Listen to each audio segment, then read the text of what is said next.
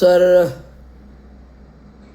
SRG group of company CMD तांत्रिक सल्लागार S Raviraj Ravindra Changu Shinde, एक अभियंता, उच्च शिक्षित, उच्चभूषित आणि स्वतःच्या कंपन्या भारत सरकार मान्यता उभारतो. तर कुठेतरी माझ्यामध्ये स्पार्क आहे. हा स्पार्क हा माझ्या बौद्धिकतेचा आहे. हा स्पार्क माझ्या अभ्यासाचा आहे. हा स्पार्क प्रॅक्टिकल फील्डवर काम करण्याचा आहे. म्हणून खडा न खडा एक एक गल्ली मोहल्ला रस्ता कुठे काय चाललेलं आहे, अंतर्गत कामं चालली आहेत, कुठे कुठे कुठली इन्फ्रास्ट्रक्चर कामं महाराष्ट्रभर चालले, त्याचा इत्थंभूत अभ्यास मी करत असो. विविध वर्तमानपत्रे, विविध दूरदर्शन TV वरील बातम्या, विविध डिजिटल बातम्या, फेसबुक मीडिया या अंतर्गत ज्या बातम्या सर्व जनसामान्यांपर्यंत पोचतात, तर सर्व जनसामान्य फक्त बघत असतील, पण हा रवींद्र शिंदे केवळ बघत नाही, त्याच्यावर अभ्यास करतो, विवंचन करतो, प्रवचन करतो, लोकांना सांगतो. अभ्यास करतो, विवंचन करतो, प्रवचन करतो, लोकांना सांगतो की हे योग्य आहे, अयोग्य आहे. बोलणं गरजेचं आहे ना, कारण पैसा हा जनतेचा आहे, मतदान हे जनतेचं आहे, पैसा हे जनतेचा आहे आणि लोकशाही सर्वांची आहे. त्यामुळे चालू असलेल्या कुठल्याही शासन गोष्टीला विचारण्याचा अधिकार आमचा आहे, कारण पैसा आमचा आहे.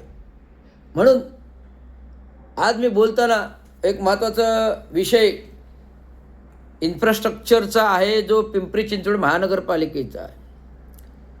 आत्ताच TVवर पाहिलं, बारकाईने पाहिलं,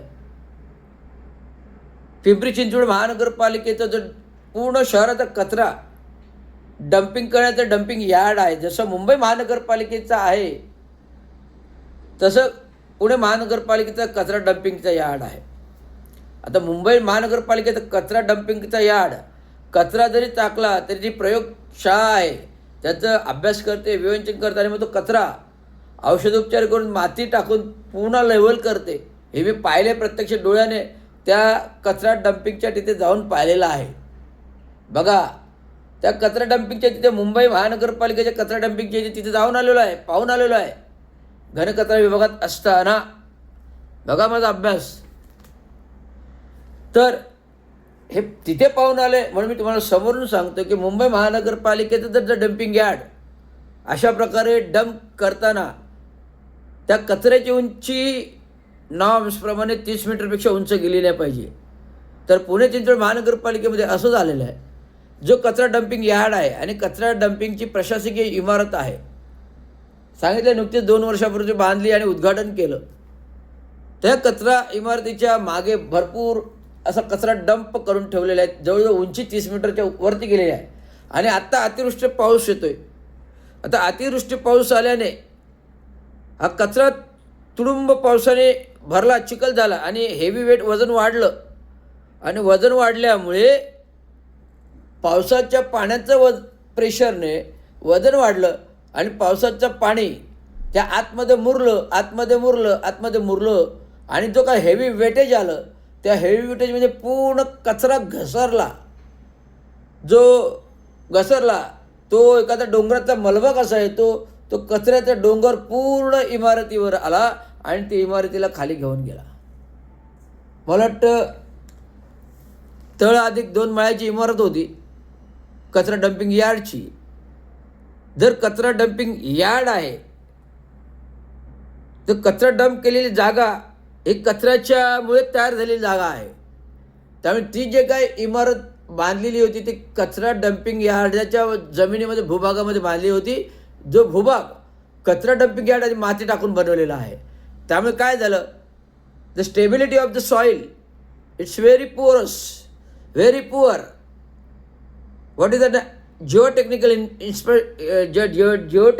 inspection is that the land is made up by dump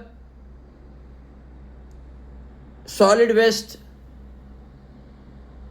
Because of that dump solid waste, the place constructed for that G+2 story building of dumping office, that soil was raised and created due to that solid waste, and over that putting the soil and making the land and constructed the building of that office is poor, stability is poor. Actually, soil stability is required for each and every building. 40 metric ton. What you got it? 40 ton. So this stability of power in solid waste is not getting that. Because of not getting that frequency and specific gravity of that soil, stability of that soil is not getting that required capacity, and that required capacity is not getting that, constructed the building over that in dumping yard area, and that dumping yard area is height increases up to above 30 meters, and because that rainy season and rain is falling and all water goes inside the solid waste, and that solid waste become heavy, and that heavy solid waste is slip down to on building. That's why building is collapse. हे माझं विश्लेषण आहे, हे मी T व्हीवर बघून सांगतोय.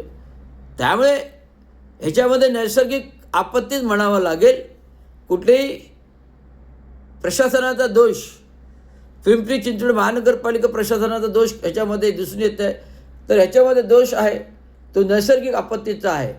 आता पुणे चिंचवड महानगरपालिकेचे महापौर होता, कोण होत्या, नगरसेवक कोण माहीत नाही, त्याच्या काय बोलल्या, पर्यावरण मंत्रालयाचे अधिकारी त्यांचा दोष आहे, आणि इकडचे जो अभियंता कोण आहे त्याचे बोकस सर्टिफिकेट त्याचा दोष आहे. पण ह्याच्यामध्ये दोष कोणाचाही नाही आहे. तर दोष आहे हा नैसर्गिक आपत्तीचा आहे. त्यामुळे ह्याच्यामध्ये कोणी दोषी नाही. धन्यवाद. जय विजय महाराष्ट्र.